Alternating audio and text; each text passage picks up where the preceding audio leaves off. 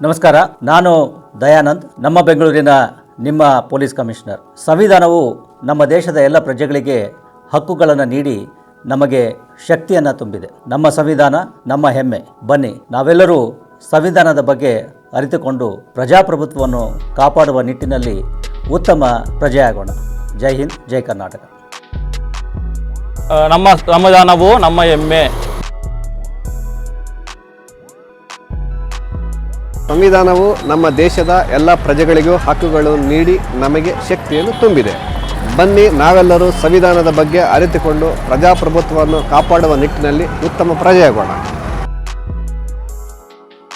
ಬನ್ನಿ ನಾವೆಲ್ಲರೂ ಸಂವಿಧಾನದ ಬಗ್ಗೆ ಅರಿತುಕೊಂಡು ಪ್ರಜಾಪ್ರಭುತ್ವವನ್ನು ಕಾಪಾಡುವ ನಿಟ್ಟಿನಲ್ಲಿ ಉತ್ತಮ ಪ್ರಜೆಯಾಗೋಣ. ನಮ್ಮ ಸಂವಿಧಾನ ನಮ್ಮ ಹೆಮ್ಮೆ.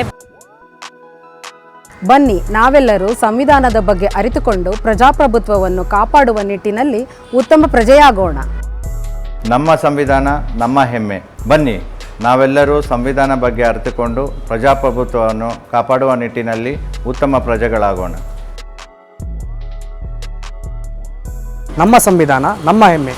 ಬನ್ನಿ ನಾವೆಲ್ಲರೂ ಸಂವಿಧಾನದ ಬಗ್ಗೆ ಅರಿತುಕೊಂಡು ಪ್ರಜಾಪ್ರಭುತ್ವವನ್ನು ಕಾಪಾಡುವ ನಿಟ್ಟಿನಲ್ಲಿ ಉತ್ತಮ ಪ್ರಜೆಯಾಗೋಣ.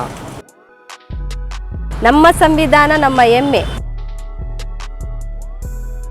ಸಂವಿಧಾನವು ನಮ್ಮ ದೇಶದ ಎಲ್ಲ ಪ್ರಜೆಗಳನ್ನು ಹಕ್ಕುಗಳನ್ನು ನೀಡಿ ನಮಗೆ ಶಕ್ತಿಯನ್ನು ತುಂಬಿದೆ. ನಮ್ಮ ಸಂವಿಧಾನ ನಮ್ಮ ಹೆಮ್ಮೆ.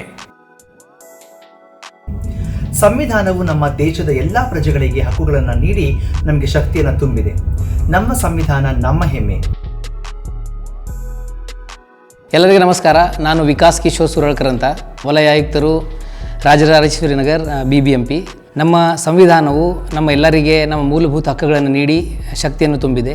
ನಮ್ಮ ಸಂವಿಧಾನವು ನಮ್ಮ ದೇಶದ ಆಡಳಿತ ವ್ಯವಸ್ಥೆಯನ್ನು ಕಲ್ಪಿಸಿ ನಮ್ಮ ದೇಶದ ವೈವಿಧ್ಯತೆಯನ್ನು ಕಾಪಾಡುವ ಜೊತೆಗೆ ನಮ್ಮ ದೇಶದ ಐಕ್ಯತೆಯನ್ನು ಸದೃಢಗೊಳಿಸ್ತಾ ಇದೆ.